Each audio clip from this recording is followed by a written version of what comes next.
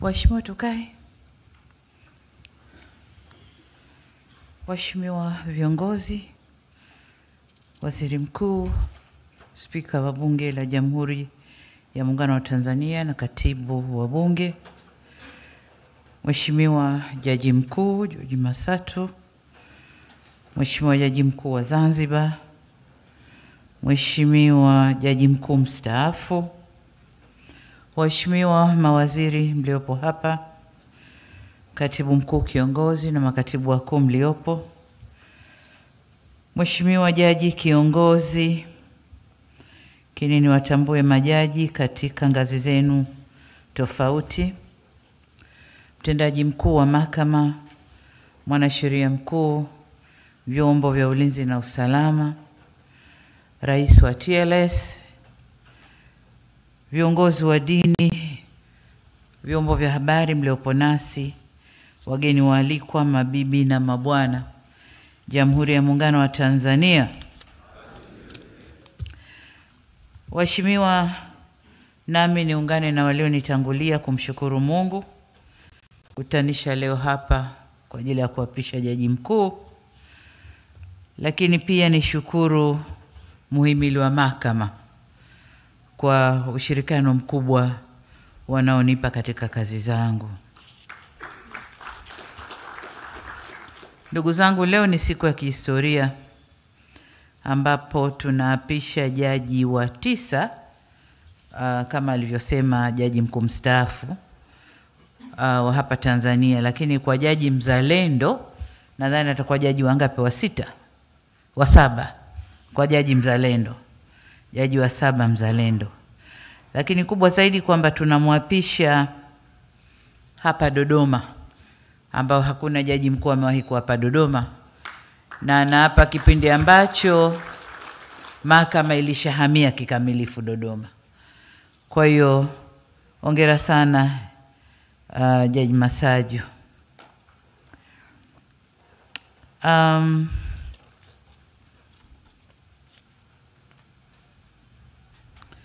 Nikupongeze jaji mstaafu Ibrahim Hamis Juma, jaji unayemaliza muda wako wa utumishi. Wakati unazungumza nilikuwa na kuangalia na sijawahi kukuona ukiwa na furaha na kuchangamka. Ulishazungumza nikiwepo kwenye hadhira kadhaa, lakini leo nimekuona uko mwepesi, umechangamka, unasema Mungu asante, nimelivua ili zigo. Nakupongeza sana, lakini kushukuru kwa kazi kubwa sana ambayo umeifanya ndani ya mhimili wa mahakama. Umefanya kazi kubwa sana ya kuendeleza na kuleta mageuzi ndani ya mahakama, pamoja na kushikwa mkono na serikali, lakini uongozi wako ndani ya mahakama ndio umeleta mageuzi yale.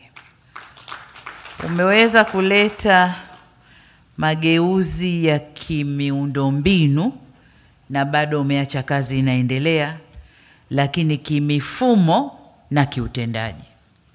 Siku nafungua jengo la mahakama hapa Dodoma, nilipelekwa kwenye chumba kiko basement chini huko. Kichumba hicho ni kama baola, kama sinema ya mahakama. Huko unaona kila kitu kinachotokea kwenye mahakama zetu saa hiyo hiyo wakati huo. Kama jaji kaahirisha kesi, hicho kichumba kinakwambia hii kesi namba ngapi huku Mwanza imeahirishwa sasa hivi saa fulani. Kesi hii imeshahukumiwa hii. Nikasema yes, hii ndio mahakama yetu. Na aliniambia kwamba chumba kile ni cha pili, Mheshimiwa Jaji Mkuu mstaafu. Tumezidiwa na nchi moja ambao nao pia wamekuja kuangalia tulivyofanya. Kwa hiyo ni cha pili ulimwengu mzima kuliko hao walioendelea sisi tunacho. Kwa hayo ndio mageuzi makubwa ambayo jaji mstaafu, jaji mkuu mstaafu umetusaidia kuyaleta. Umeandika historia na umeacha legacy kubwa. Na kutokana na hayo umeweza kukuza imani ya Watanzania kwa mahakama yao. Najua kwamba katika miaka 3 mfululizo kila tukifanyiwa tathmini duniani imani ya Watanzania kwa mahakama yao imekuwa ikipanda. Kwa hiyo tunakushukuru sana. Lakini kama ulivyosema hapa, umekuza ushirikiano na mihimili mingine ya dola. Jua dola inafanywa na mihimili mitatu kwa katiba yetu hapa Tanzania: mahakama, bunge na serikali. Sasa mihimili hii, ili dola iende vizuri, mihimili hii lazima ishirikiane. Sasa wale wenye tafsiri kwamba serikali kushirikiana na mahakama ni dhambi, hapana. Mahakama haitaweza kufanya kazi zake kama hakushirikiana na serikali. Kwa hiyo ulifanya vizuri katika mhimili wa mahakama, na ndio maana mambo yote haya yakawa yametekelezwa vizuri. Lakini nadhani ni kipindi ambacho wewe ukiwa jaji mkuu na mimi nikiwa hapa, ndio tumeajiri majaji wengi zaidi, kuipa mahakama watumishi wengi zaidi, pamoja na mabadiliko mengine yanayoendelea. Kwa ujumla, Mheshimiwa Jaji Mkuu mstaafu, mimi nikushukuru sana kwa utumishi uliotukuka, na niliwiwa kukupa nishani kwa utumishi ule. Kwa nakushukuru sana. Nikuombee uende ukapumzike kwa furaha, lakini Mwenyezi Mungu akuongoze katika shughuli ulizozipanga baada ya kustaafu. Lakini kama alivyosema Waziri Mkuu, serikali tutakapokuhitajia wakati wowote, tunaomba uturuhusu tukutumie, kwa sababu umestaafu lakini bado una nguvu, na tusingependa kuitumia hiyo brain ambayo unaitoa kwenye muhimili. Kwa uturuhusu tukutumie wakati wowote ambapo tutatarajia. Kwa Jaji Mkuu mpya, matarajio ya Watanzania ni kuona mahakama inaendelea zaidi kutoka hapa tulipofika. Majengo, watendakazi, mifumo na yote yaliyoko mahakamani yanahitaji kuendelezwa, na Jaji Mkuu mstaafu amesema vizuri hapa kwamba bado kuna miradi ambayo inaendelea, mengine fedha zake zipo, mengine fedha za kutafutwa, lakini kuhakikishia ushirikiano wa serikali kwenye kukamilisha miradi hii. Lakini matarajio ya Watanzania pia ni kuona mahakama ikiendelea kusimamia haki ndani ya nchi na haki zetu nje ya nchi. Kwa hiyo hilo nalo ni jukumu kubwa ambalo Watanzania tunatarajia utalisimamia. Katika kusimamia haki, siku ya sheria ya mwaka huu Februari 1, Februari 2, siku ya sheria ya Tanzania, nilisema kwa majaji kwamba kazi yetu ni kusimamia haki. Kazi ya kutoa haki ni kazi ya Mungu, lakini kwa duniani kazi ya haki ni kazi ya majaji. Lakini nikasema kwa Mungu kumezidi mambo mawili: kuna kudra, kuna jaala. Anaweza kufanya lolote kwa kudra zake, akakadiria lolote likamtokea mtu au nchi au kundi. Lakini kuna jaala, anaweza akakujalia chochote kingine. Lakini sisi majaji hatuna kudra wala jaala. Kazi yetu ni kusimamia haki, na ni kusimamia haki kwa misingi tuliojiwekea. Kwa hiyo naomba nilisisitize hilo, tuendeni tukasimamie haki.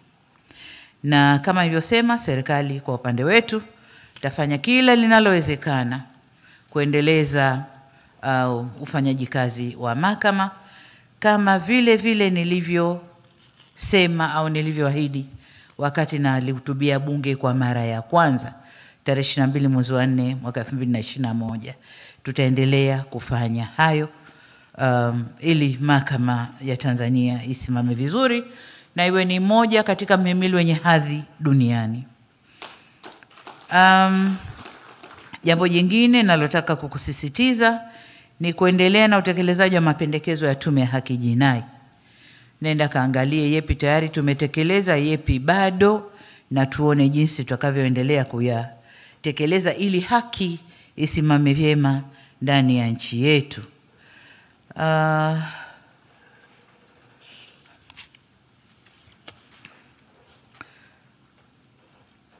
Zumari ya Zanzibar.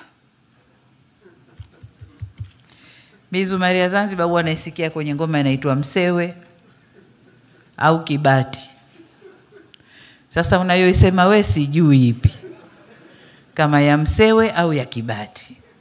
Lakini nadhani tanongona na jaji mkuu nijue uko Zanzibar wamepuliza zumari gani ambayo na nyinyi mnaidai huku. Lakini nadhani nilipata, kama ndio zumari yenyewe hiyo, nilipata na tumeanza kushughulikia.